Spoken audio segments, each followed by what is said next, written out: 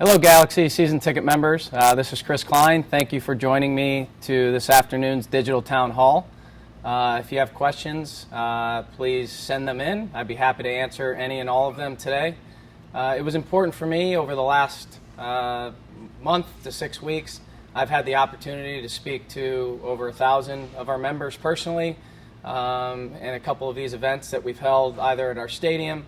We had a town hall last night in Long Beach. Just to talk to you about plans for the club, where we're at, how this season has gone.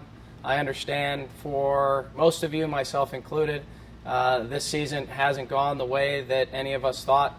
We're used to great success here at this club at the LA Galaxy, and we haven't had it on the field this year. So wanted to talk through plans, reasons why it's happened, and our plans for the future.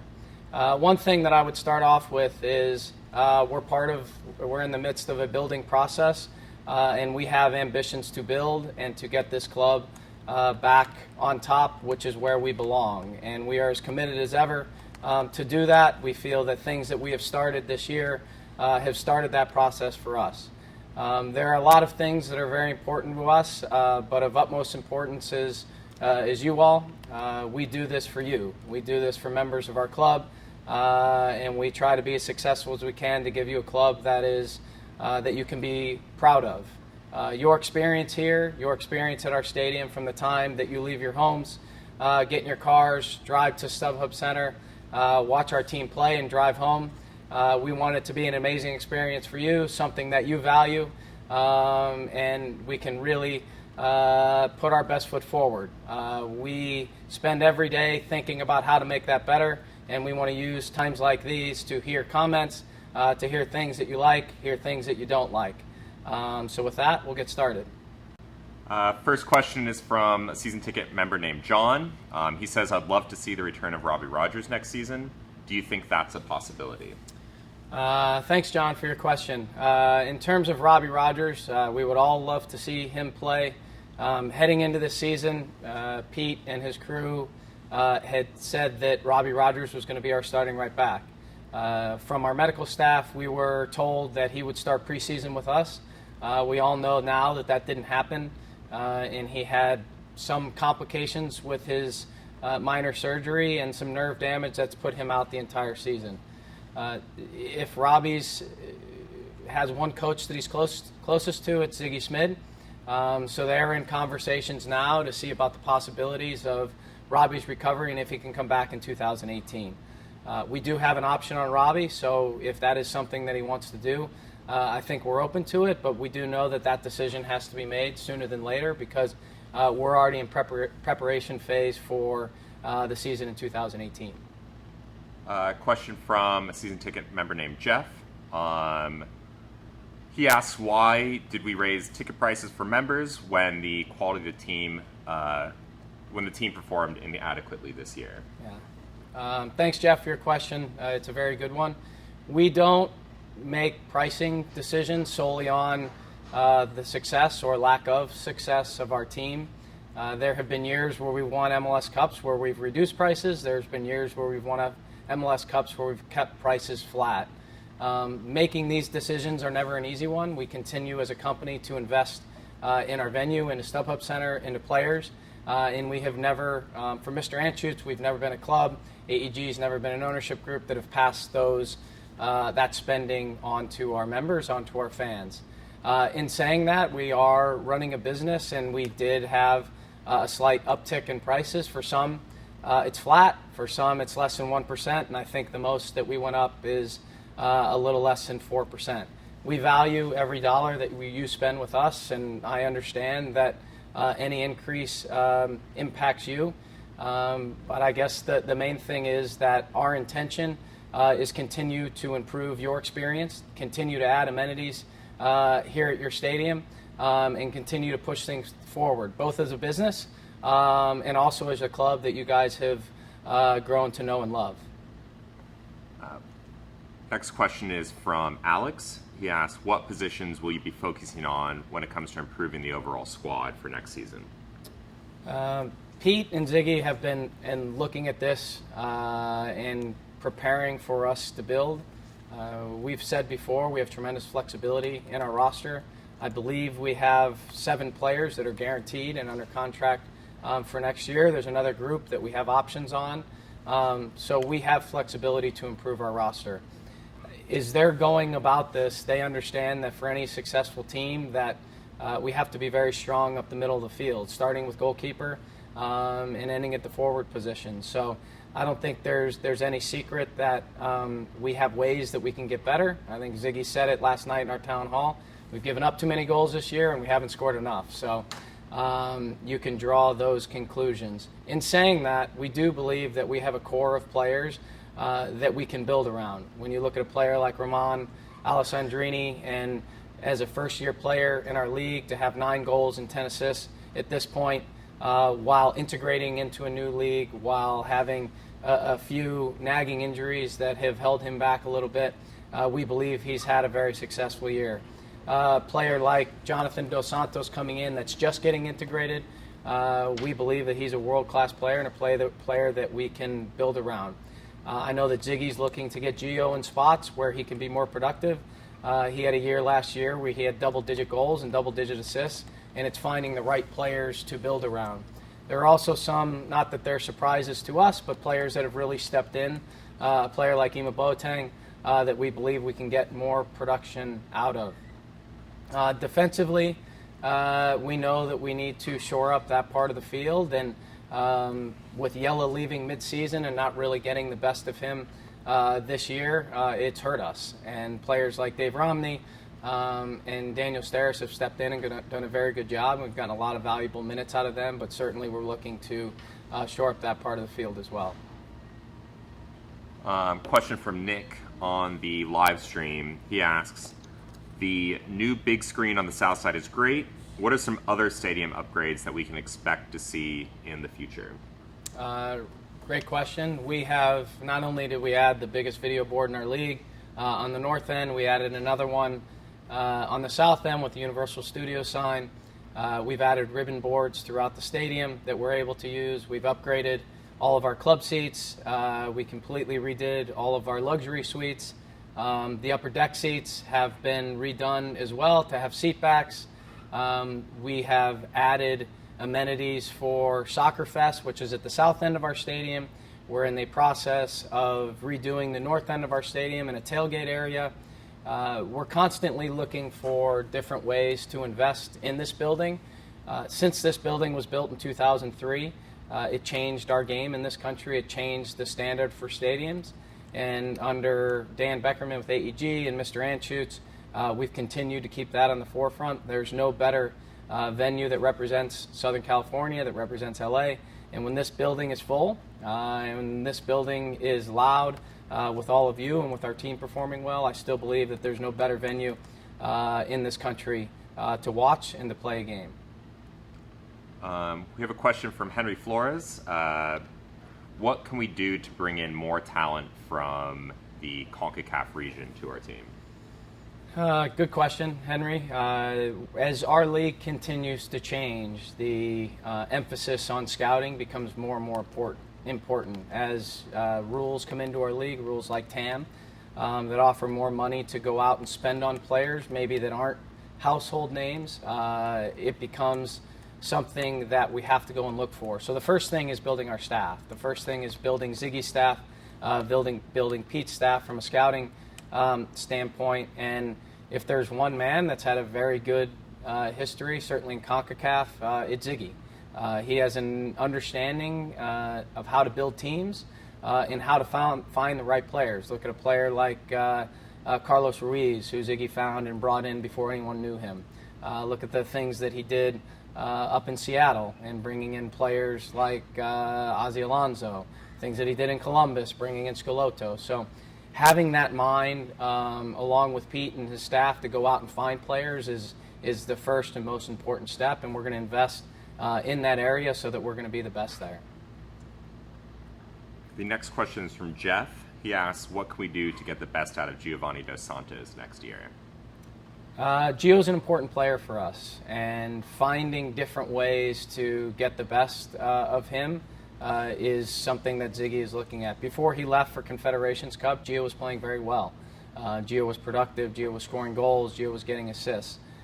Since he's come back, we haven't seen that production. But getting him healthy and getting the players around him healthy as well, I think is going to help make him as productive as possible. But that production's key to us. Gio has to score goals and he has to get assists for us to be successful, and it's up to Ziggy to find ways to do that. Have a question from JC. He says, I think Jonathan could be a real contributor to the team. In what position do you see him moving forward, helping the team? Jonathan, the evaluation on whether to sign Jonathan or not is an important one for our club, both for this year and for moving forward. When we looked at Jonathan, he was a player that's in his prime, playing with his national team, playing for a top league in the world, for a top team in that league, and starting every single game.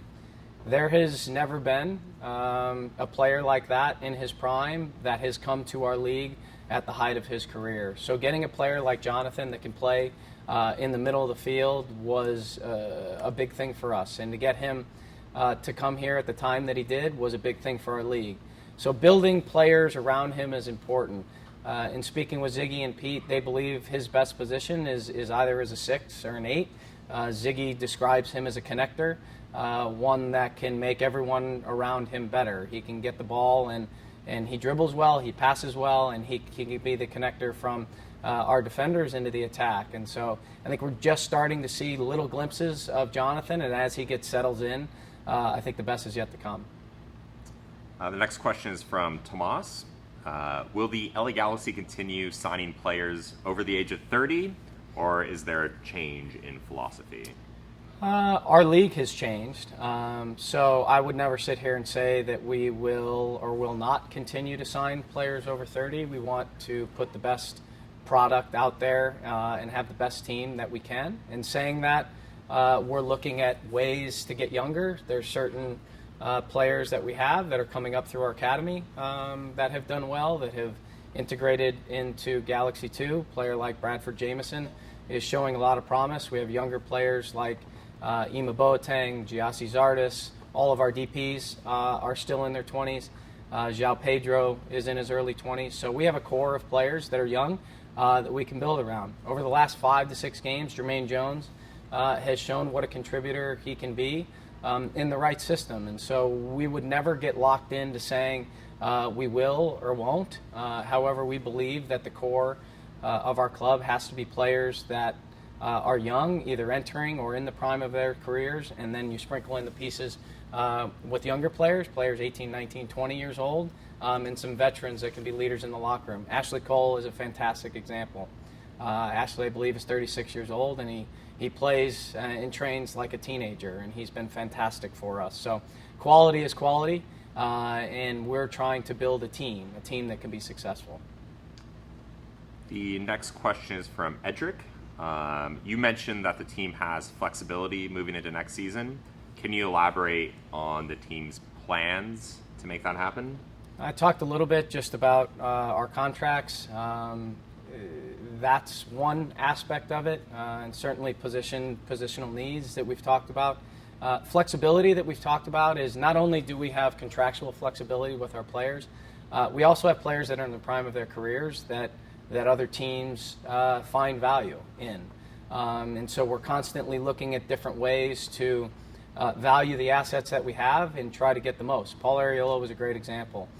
Paul Arriola was a player that came through our academy, decided to sign in Tijuana, and we were shrewd in the way that we held on to his rights and were able to get $500,000 in TAM and GAM for his rights. So we have flexibility on that side as well to go into the 2018 season and be able to build and add pieces where we need.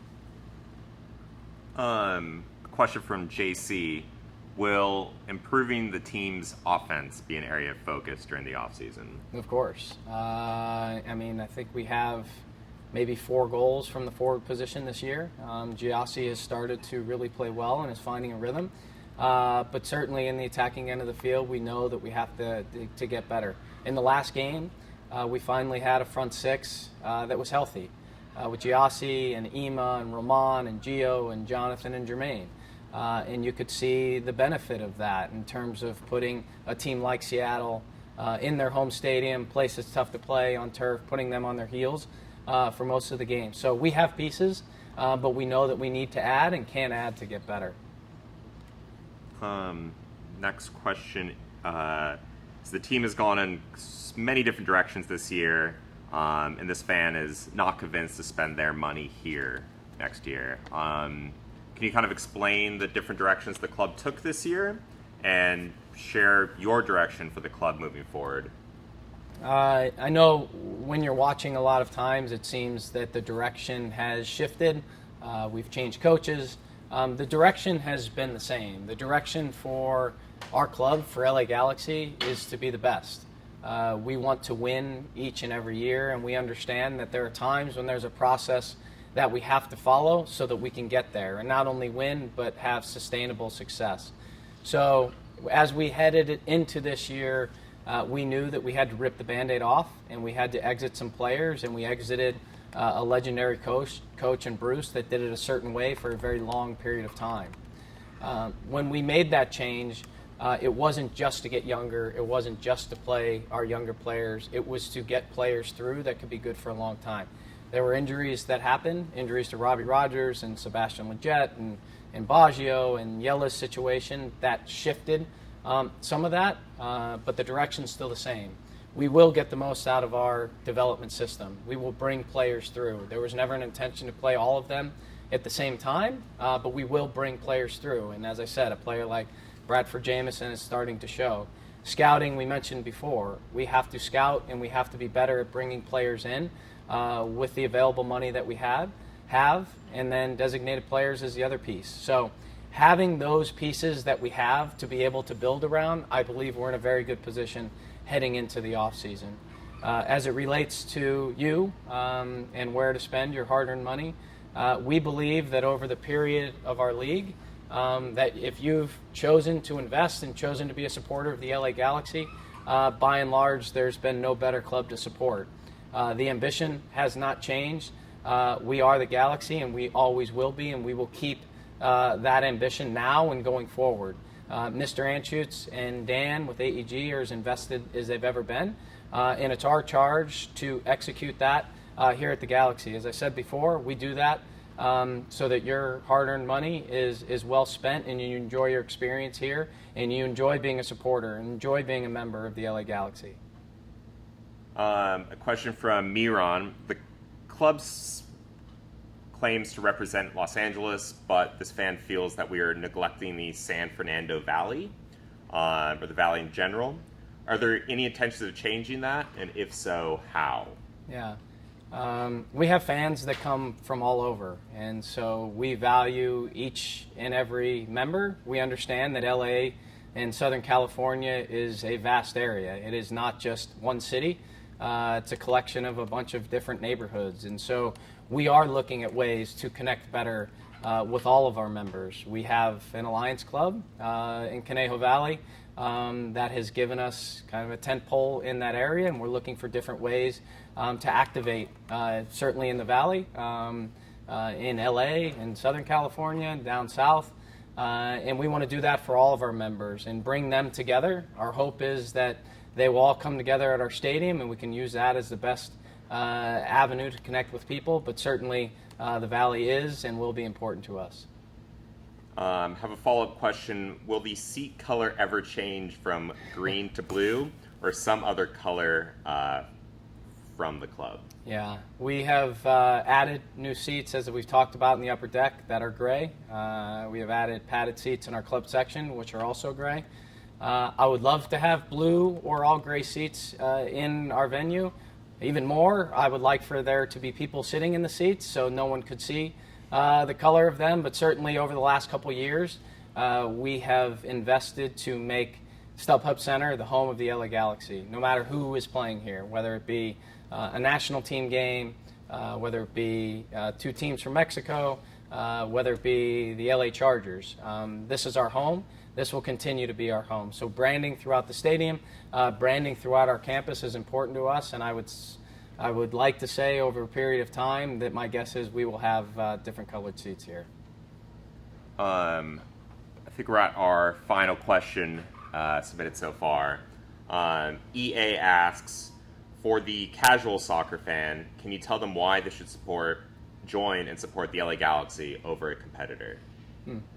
Great question. As I said before, we have, over the course of our history, we have proven to never rest. We have proven to take each challenge that has been thrown our way, whether it be competition in or out of the market, whether it be expansion, whether it be doubters, and we have proven to come through. We will do that again. We are the Galaxy, and we are the flag bearer of the league, and we take that very seriously. We will continue to be first in a lot of areas, and that is our ambition. So my charge to you is come along with us. The importance of our members and having a one-club mentality, whether you're a 10-year-old in our academy, whether you're driving from the Valley, or whether you live in Carson, or whether you're myself, is that you're part of our club. We build together, we win together, and we lose together, but we have ambition to be on top. Final remarks? Yeah, so that's it. I've certainly enjoyed this time.